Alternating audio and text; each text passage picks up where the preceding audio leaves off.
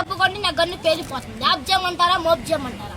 Mop చేత 3000, of చేత 6000, పైకెళ్తా 10,000. మరి మా ఇంట్లో ఏ ప్రాణాలు దెబ్బలు ఆడుకుంటే నా ప్రాణాలు పగిలిపోతుంది.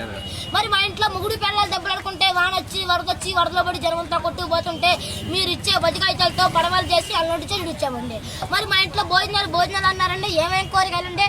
వంకాయ తింటే వంగిపోతున్నారు, బీరకాయ తింటే బిసుకుపోతున్నారు, చిక్కుడుకాయ తింటే చిక్కుపోతున్నారు, పొట్లకాయ తింటే పొట్టొస్తుంది, ములక్కాయ తింటే ముదిరిపోతున్నారు, గోంగూర తింటే గోక్కుంటున్నారని సార్లు పప్పు రేసి కిరసనాలు పోసి పెట్టామండి. అండి మరి మీ ఇల్లు కట్టుకోండి, పెంకైతే పేలిపోతుందండి, జమ్మి అయితే జారిపోతుందండి, ఇటుక తిరిగిపోతుందండి, తాటైతే గలగలమట్టని చెప్పేసి మా బీజులో భలే కలుపులు ఉన్నాయండి. బొబ్బస కలపండి, జిల్లెడ కలపండి, దుంగు దోలాలు, వరిగడ్డి వాసాలు, చీపుర బల కిటికీలు, పైన కోడిపితో స్లాపండి. కోడిపితో స్లాప్ ఎందుకంటారా? ఈ వచ్చే వరకు కాసు వాసన వస్తాయండి. మరి మీరు ఐదో వేస్తే పోతా కాకినాడు వెళ్ళి కాపీ తాగి మీ పేరు కంటగా చేయిపోతామండి.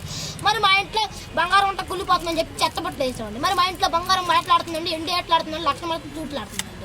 మరి మా ఇంట్లో ఏ ప్రాణాలు చెప్పండి, నా ప్రాణాలు పగిలిపోతున్నాయి. మరి మీ గన్ ఫ్యాక్టరీ చెప్పండి, మా దగ్గర దుబాయ్లో దూద్ ఫ్యాక్టరీ మాది, ఇల్లు ఫ్యాక్టరీ మాదే, పావర్లో పందికొక్కుల ఫ్యాక్టరీ మాదే, గుడివాళ్ళ గుడ్ల ఫ్యాక్టరీ మాదేనండి. రీప్లాన్ మంది తెచ్చుకుంటే సంతకం చేసి ఫ్యాక్టరీలో మీకు ఇచ్చేస్తామండి. మరి మా ఇంట్లో కోట్లోనే కుక్కలు తింటున్నా, చిల్లర ఉంటే చేమలు తింటున్నాయి, 10 ఉంటాయి పందులు తింటున్నాయి, 7 ఉంటాయి ఎలకలు తింటున్నాయి, 1,00,000 ఉంటాయి నక్కలు తింటున్నాయండి. మరి మా ఇంట్లో మాత్రం తింటాకి ఏమి ఉంచలేదు, అందుకే ఇట్టుబడి వచ్చేసామండి.